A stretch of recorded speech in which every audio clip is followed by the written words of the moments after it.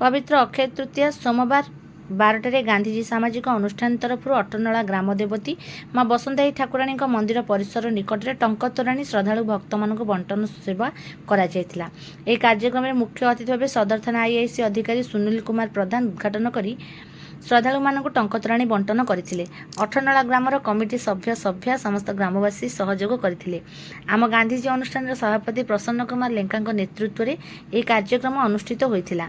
अनुष्ठान पक्षर सभ्य नमिता मंजरी शतपथी, गायत्री जेना, सुप्रिया प्रधान, श्रद्धांजलि सिंह, मधुस्मिता साहू, लक्ष्मीप्रिया दे, सभ्य आलोक दास, देवाशीष महापात्र, जगन्नाथ परिया, नृसिंह पाथिया, सुकांत परिडा और सुकांत सेठी प्रमुख 30 रु अधिक सभ्य सभ्या कार्यक्रम में सहयोग करते।